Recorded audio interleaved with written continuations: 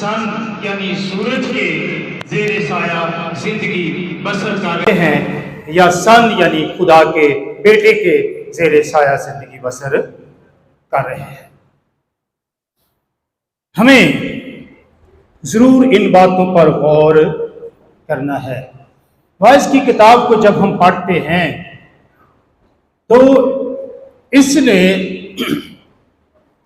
इस जमीन के ऊपर होने वाले वाकयात और तमाम उन बातों का जायजा लिया और मनफी ख्यालात को इसने पेश किया, लेकिन इसके साथ साथ उसने खुदा से उम्मीद भी इस किताब के अंदर दिलाई है कि खुदा के पास हमारी उम्मीद भी है।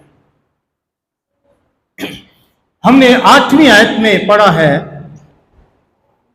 सब चीजें मांदगी से पुर हैं। सब चीजें मांदगी से पुर हैं, मांदगी से भरी हुई हैं। इस जमीन के ऊपर, आसमान के तले, इस सूरज के नीचे जितनी भी चीजें हैं मांदगी से भरी हुई हैं। इवन इंसान इससे ज्यादा तकलीफ दे है, इंसान ज्यादा तकलीफ उठा रहा है। मांदगी का क्या मतलब है? मांदगी,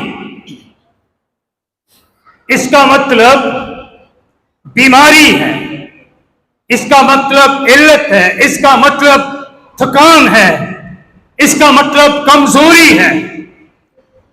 ये सब मुतालिब इसके अंदर आते हैं और हम देखते हैं कि इस सूरज के नीचे इंसान जो जिंदगी गुजार रहा है, बीमारियों, दुखों में, इल्लतों में, परेशानियों में वो जिंदगी गुजार रहा है।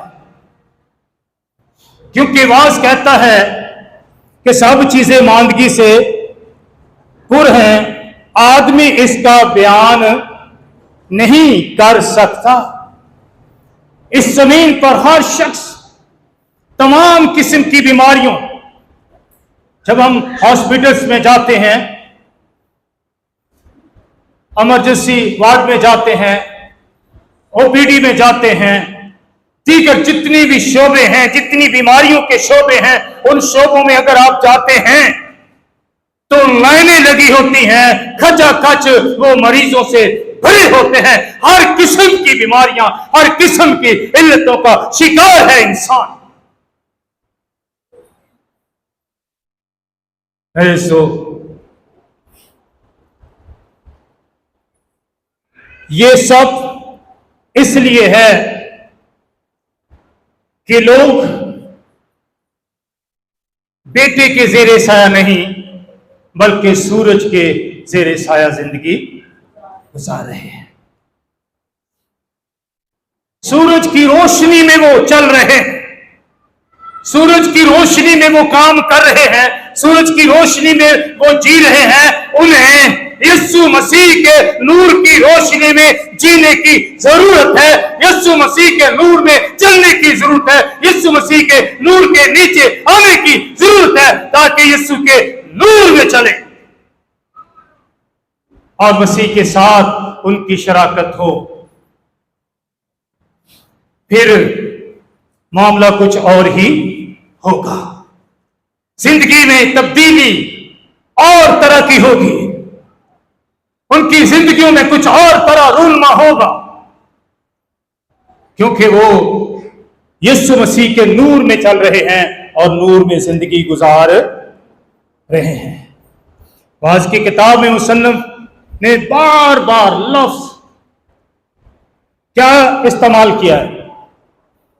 बातिल, बातिल ही बातिल, सब कुछ बातिल। और यह हकीकत भी है, क्योंकि इस जमीन पर, इस सूरज के नीचे, आसमान के तले जो कुछ भी है ये सब मिटने वाला है, सब खत्म होने वाला है, सब जाया होने वाला है, हर चीज मिट जाएगी। इसलिए वो इस दुनिया की चीजों को बातिल करार देता है। हमें बेटे के जेरे साया चलना है, उसके जेरे साया जिंदगी गुजारना है मेरे सो। क्योंकि वाज ये कहना चाहता है कि आसमान के नीचे सूरज के जेरे साया जिंदगी, यानी आसमान के नीचे की जिंदगी का खुदा के बेटे के जेरे साया जिंदगी के साथ मुआवजा ना करें, उसके साथ इसका कोई मुआवजा नहीं हो सकता। इसमें फर्क को पहचानिए और अपने फहम को, अपनी अक्ल को इस्तेमाल कीजिए, अपनी हिकमत को इस्तेमाल कीजिए। अगर नहीं है तो खुदा से मांगिए। खुदा का बंदा याकूब तीसरे बाब की 13वीं से 15वीं आयत में अपने खत के अंदर यूं फरमाता है कि दाना और फहीम शख्स कौन है? कौन है? अक्लमंद कौन है? दाना कौन है? आइए इस हवाले को पढ़ते हैं। अगर किसी ने निकाला है तो पढ़ने में रहनुमाई कर सकता है।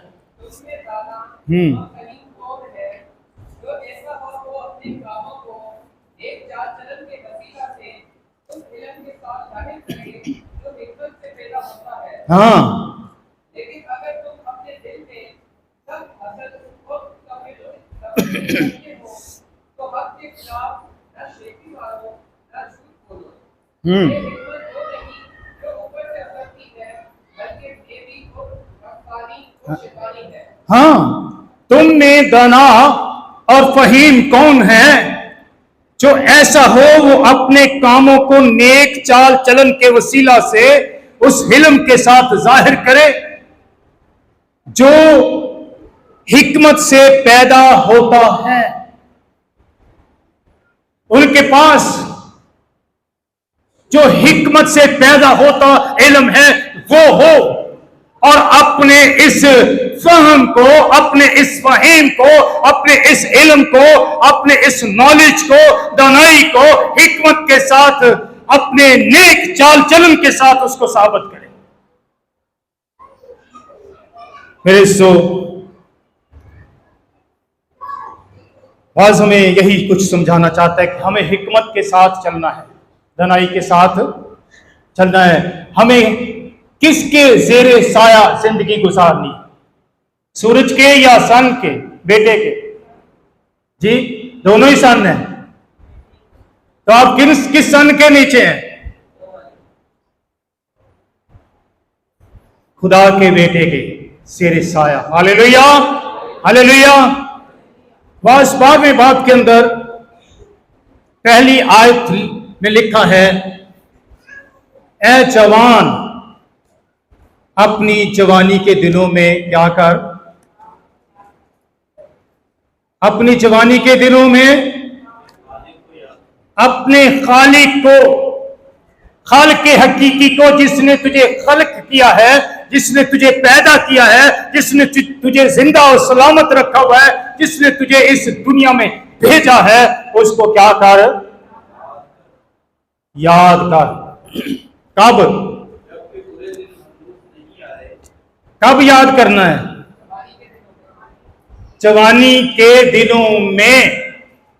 इस बात को ज़हन में रखिए।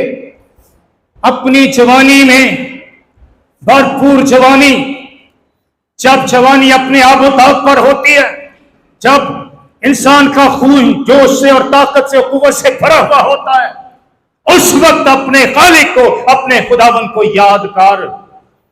बहुत कम है जो जवानी में खुदा को याद करते हैं, और वो बहुत ही वाज़े अल्फाज में आगे बयान करता है। जी, अपनी जवानी में अपने खालिक को याद कर। आगे, जब के बुरे दिन हनूज नहीं आए और वो बरस नजदीक नहीं हुए, जिनमें तू कहेगा इनसे मुझे कुछ खुशी नहीं है। हमें बुरे दिनों का इंतजार नहीं करना चाहिए। ये बड़े खतरनाक हैं। बुरे दिन जब आते हैं, बुरे दिनों में इंसान अपनी जिंदगी से भी बेजार हो जाता है। बुरे दिनों में इंसान मौत को तलब करता है। बुरे दिनों में इंसान अजियत और दुख और मुसीबत और इस बीमारी के दर्दनाक अजायब को बर्दाश्त नहीं कर सकता। इसलिए क्या कर, अपनी जवानी के दिनों में, हाँ, क्योंकि बुरे दिन हनूज नहीं आए, क्योंकि इनमें तो इंसान को किसी तरह की कोई खुशी नहीं होती। जवानी में खुदा को याद करने, जो जवानी होती है ना, ये खुदा को याद करने के अच्छे दिन होते हैं। क्या होते हैं? अच्छे दिन होते हैं। तो जवान लोग, जवान तबका जवानी में किसको याद करता है?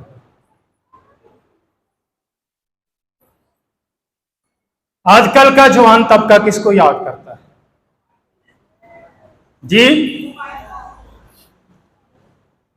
मोबाइल फोन को, टच फोन को, आईफोन को, और वो सारे के सारे सूरज के जेरे साया जिंदगी गुजार रहे हैं। और जितने सूरज के जेरे साया जिंदगी गुजार रहे हैं, वो मुसीबत, दुख, बीमारियों, इल्लतों का शिकार रहेंगे। वो शायद बुरे दिनों का इंतजार करते हैं। वो हम छोटे छोटे पंजाबी की एक कहावत सुना करते थे, छोटे हुंदियां डंगर चारे ते वड्डे हो के हल वाए, बुढ़े हो के फड़ ली तस्बीह ते रब दे अड़ा में लाए। एक ही फायदा, कईयां नूं समझ आई, कईयां नूं नहीं आई। लड़कपन में माल डंगर बकरियों को चराया, और जब जवान हुए तो फिर हल चलाए खेतों में। खुदा को याद नहीं किया, ये सारे काम किए सूरज के नीचे, आसमान के नीचे, लेकिन जब बुढ़ापा आ गया, गोडे भी रह गए, गिट्टे भी रह गए, हाथ भी रह गए, साह भी औखे आने शुरू हो गए, तो फिर रब रब रब रब शुरू करना शुरू कर, तस्बीह मणके ते मणका फिर है मनका, फिर रब दे अलामे लै जो, रब दे अलामे ला लो। सारी जिंदगी ते असीं इधर अपने ही काम किए नहीं। खुदा का बंदा फरमाता है, जवानी में अपने खालिक को क्या कर, जबकि हनूस बुरे दिन। ये बुरे दिन कौन से हैं जी? यहां पर सब कुछ लिखा हुआ है। इसमें लिखा है, जबकि हनूस बुरे दिन हनूस नहीं आए और वो बस नजदीक नहीं हुए, जिनमें तू कहेगा कि इनसे मुझे कुछ खुशी नहीं। जबकि हनूस सूरज और रोशनी और चांद और सितारे तारीक नहीं हुए, और बादल बारिश के बाद फिर जमा नहीं हुए, जिस रोज घर के निगहबान थरथराने लगे, घर के निगहबान थरथराने लगे, जोरावर लोग कुबड़े हो जाएं। घर के निगहबान आपके बाजू, जिनसे आप घर की निगहबानी करते हैं, घर की कफालत करते हैं, काम काज करते हैं, ये क्या हो जाएं? थरथराने लगे। फिर पता की हुंदा है उस टाइम ते, जो थरथराने शुरू हो जाते हैं। कभी वेखे किसी जो हाथ हुथ थरथराते वेखे कभी किसी? वो पानी का गिलास पकड़ा होता है ना, उसको पकड़ाते हैं तो ऐसे होता है, वो मुंह तक आने गिलास अद्धे नालों भी थोड़ा रह जाता है। ये थरथराना है। इंसान कमजोर हो जाता है, उसके बाजू ढीले पड़ जाते हैं, वो कोई चीज उठा नहीं सकते। जोरावर लोग, उसकी टांगें कुबड़ी हो जाती हैं, वो अपनी टांगों पर खड़ा नहीं हो सकता, वो सहारा नहीं दे सकती उनको। और आगे पूरी बॉडी का उसने जिक्र किया है, इंसान के एक एक अज़ा का उसने जिक्र किया है।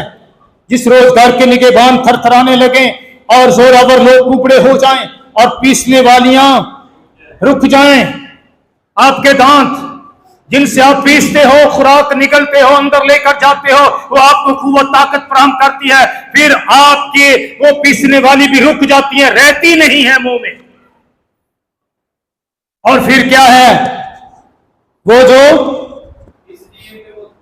इसलिए कि वो थोड़ी सी हैं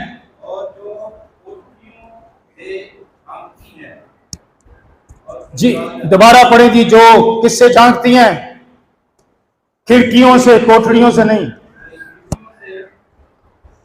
जो खिड़कियों से झांकती हैं धुंधला जाएं, है ना। खिड़कियों से झांकने वाली क्या है? आंखें।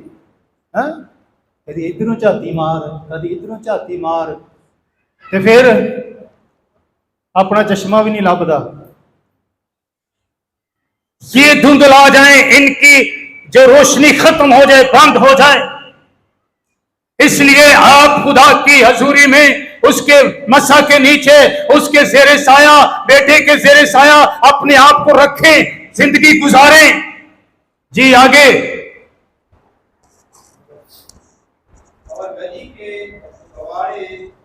और गली के कवाड़ क्या हो जाएं? गली के कवाड़ बंद हो जाएं। जब चक्की की आवाज धीमी हो जाए और इंसान चिड़िया की आवाज से भी चौंक उठे,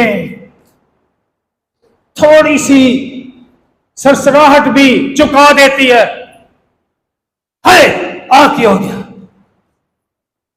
क्योंकि उसमें कुव्वत मुदाफियत नहीं होती। वो थोड़ी सी आवाज से भी चौंक उठता है, खौफ ज़दा रहता है। इसलिए वाज कहता है क्या करें? हाँ, अपनी जवानी में अपने खुदा को याद करो। मेरे सिजो, थोड़ा खौफ भी बहुत लगता है, क्योंकि कमजोर बदन मज़ाहमत नहीं कर सकता है।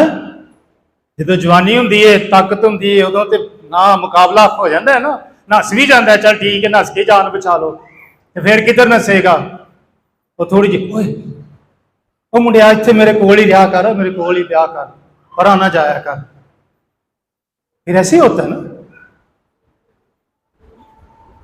ओ आगे लिखा है, बहुत सारी बातें वाज ने लिखी हैं मेरे जो इंसानी जिस्म के अमल की दुरुस्त बातें यहाँ पर बयान की गई हैं। ऐसे हालात में जिंदगी में कोई खुशी, कोई मज़ा नहीं रह जाता। वो जवानी में बड़े गुलशरे उड़ाता था, किसी चीज़ की उसे परवाह नहीं थी, और जिस चीज़ को चाहता, जो ख्वाहिश करता था, उसको पूरा करने के लिए पूरा जोर लगा देता था। लेकिन अब किसी चीज़ की भी ख्वाहिश नहीं रही, ख्वाहिश भी मिट गई, खत्म हो गई। मेरे सिजो, अब सिर्फ एक चीज़ का इंतज़ार रह जाता है, केड़ी दा? जिंदगी के इख्तिताम का, मौत का। मौत आए ते जान छुट्टे। ये पहले ही सोच लेना सी ना कि यह भी दिन, यह भी वक्त आना है। इसलिए जवानी में ही अपने खुदा को क्यों ना याद किया, जवानी में ही अपने खालिक की तरफ रुजू क्यों ना लाए, जवानी ही में अपने खुदावंद खुदा की हज़ूरी में क्यों ना झुके, जवानी ही में बेटे के ज़ेरे साया क्यों ना रहे। सारी जिंदगी इब्लीस के कामों में और उसी की ख्वाहिशों में गुजार दी। मेरे जो अगर इंसान जवानी के दिनों में अपने खालिक को याद करे, उसका खौफ रखे, अच्छे और नेक काम करने और अपने खुदा की परस्तश से जुदा ना हो, परस्तश में वक्त गुजारे, तो इससे फर्क जिंदगी भी हो सकती है। हो सकती है कि नहीं? जिंदगी से तो फर्क हो सकती कि नहीं? हो सकती है ना? हो सकती है या नहीं हो सकती? हो सकती है। Hallelujah, hallelujah. यानी बजाय वो सूरज के जेरे साया जिंदगी गुजारे, उसे चाहिए कि वो बेटे के जेरे साया जिंदगी गुजारे। ये साया नबी का सहीफा, उसका 46वां बाब और उसकी 3 से 4 आयत पढ़िए जी। यहां पर देखें, आपकी जिंदगी फर्क हो सकती है। याद कीजिए, याद रखिए, खुदा का कलाम सच्चाई है और वो कभी बेतासीर वापस नहीं लौटता। 46 से 4 आयत यशायाह नबी के सहीफे में, इसमें लिखा है, ए याकूब के घराने और ए इस्राएल के घर के सब बाकी मांदा लोगों,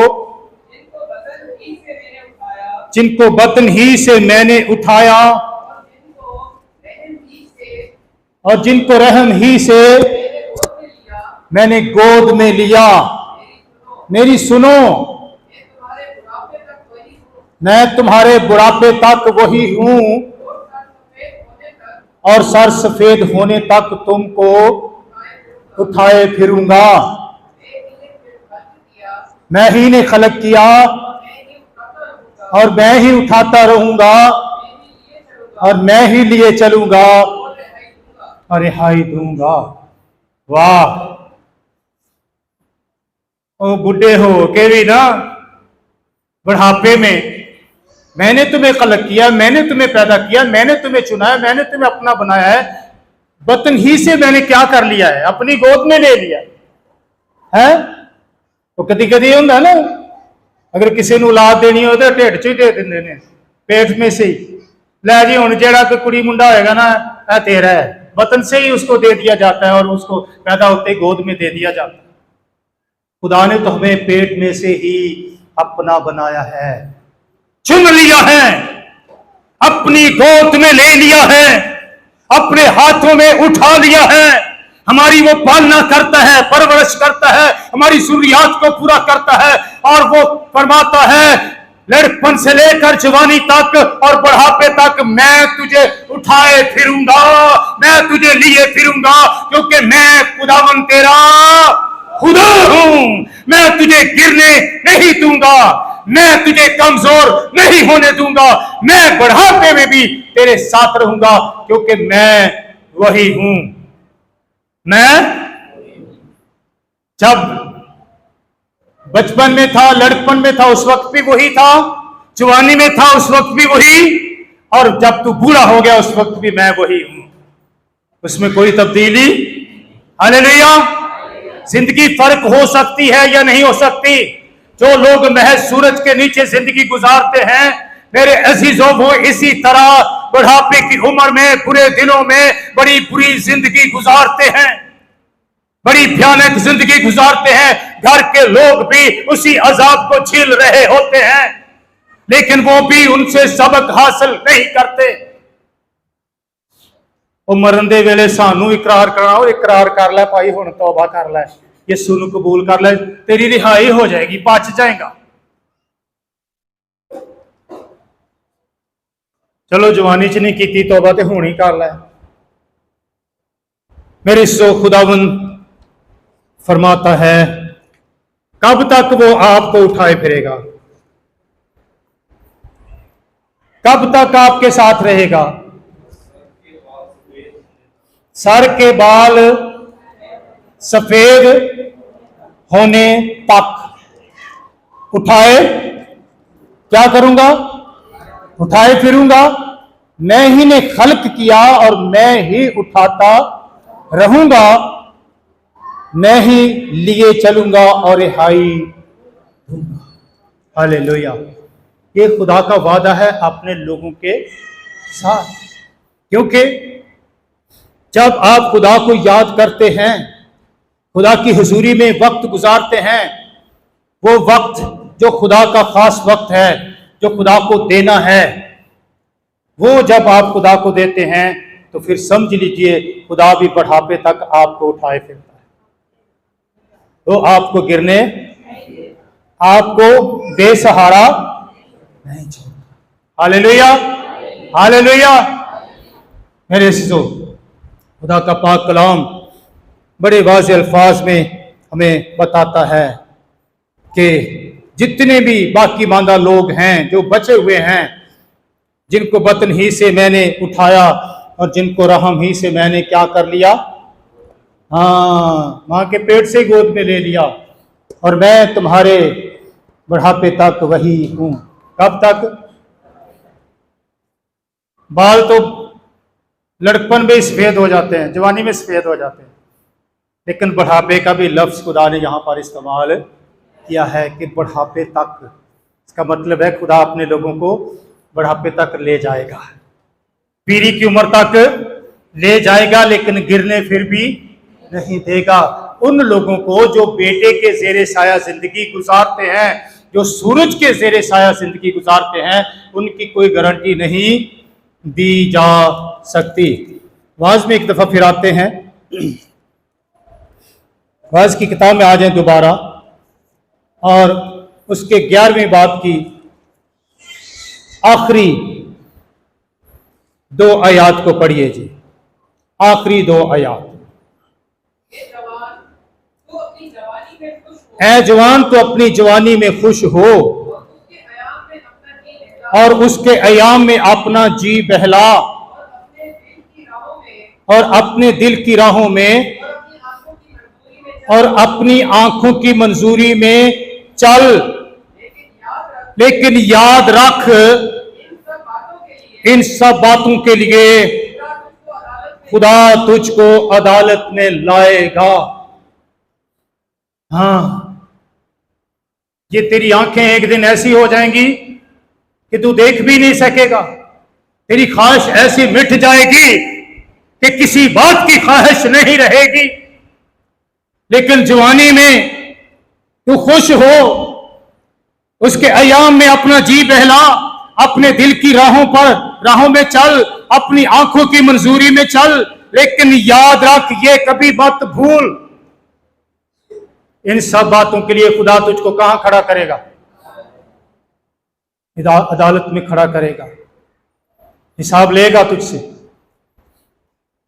और आगे क्या लिखा है? बस गम को अपने दिल से दूर कर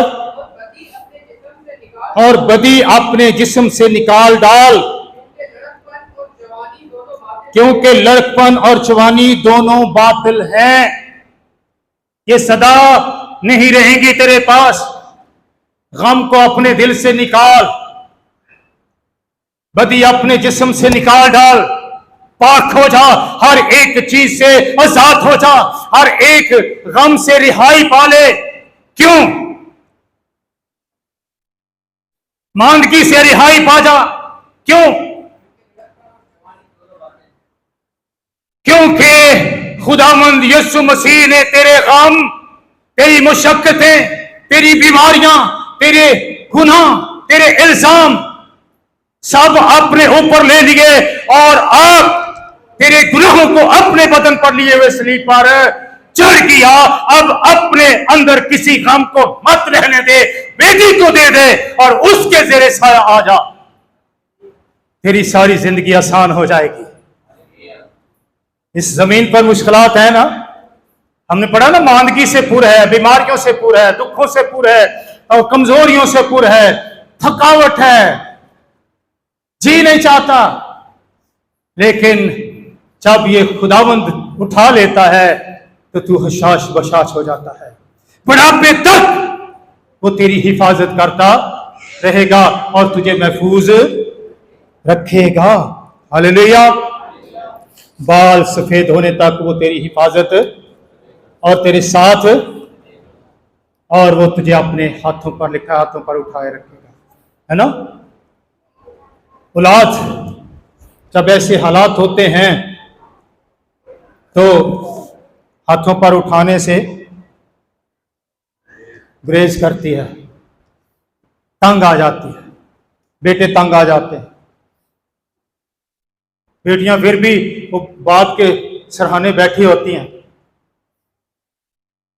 मां के सराहने बैठी होती हैं।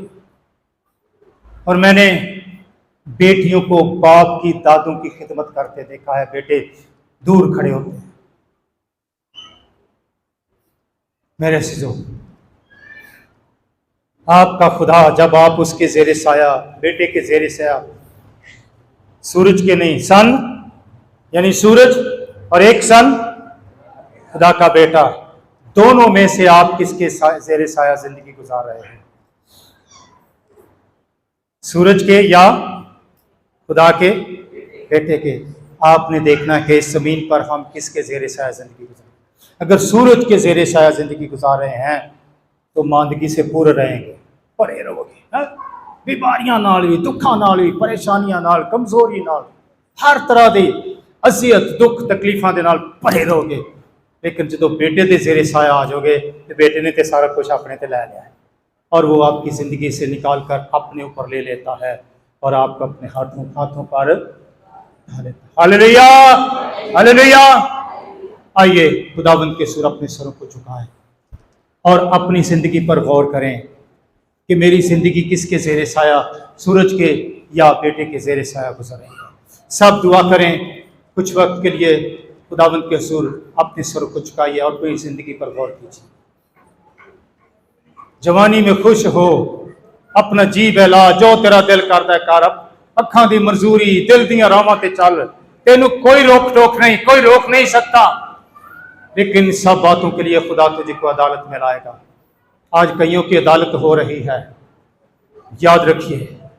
और अदालत में कोई खड़ा नहीं रह सकेगा, कोई हिसाब नहीं दे सकेगा। इसलिए खुदावंद का कलाम फरमाता है, अपनी जवानी में अपने खालिक को याद कर, अपने खुदा को याद कर, जबकि हनूज बुरे दिन अभी नहीं आए। वो बरस करीब नहीं हुए जिनमें तू कहेगा कि मुझे इनसे कोई खुशी नहीं है।